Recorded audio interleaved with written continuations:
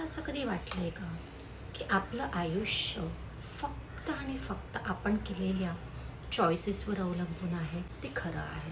कारण आयुष्याच्या मार्गावर चालत असताना आपल्याला आयुष्य खूप साऱ्या संध्या घेऊन येतं. पण आपण आपल्या आयुष्यामध्ये ते प्रायोरिटी बेसिसवरती चूज करतो. म्हणजे प्रश्न आला चॉईसेसचा. समजा आपल्याजवळ आहेत 5 अपॉर्च्युनिटीज. प्रायोरिटी बेसिसवरती त्या 5 पैकी आपण 3 चॉईसेस किंवा 2 चॉईसेस शॉर्टलिस्ट करतो.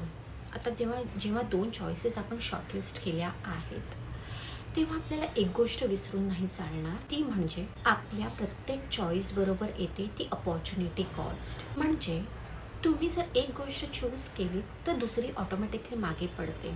त्या अपॉर्च्युनिटीजचा दरवाजा बंद होऊन जातो. जसं बघ, तू जर एक करिअर चूज केलंस तर दुसरं ऑटोमॅटिकली तुला सोडावं लागतं.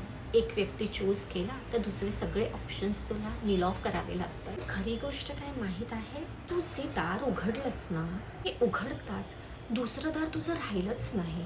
मग त्या बंद झालेल्या दारासाठी स्वतःला दोष का देत बसायचं? आज तुझी निवड केली आहेस, त्याबरोबर स्वच्छंदपणे जग, त्याचा परिपूर्ण आस्वाद घे. उद्याचं काय झालं असतं त्यामध्ये अडकून नको राहूस.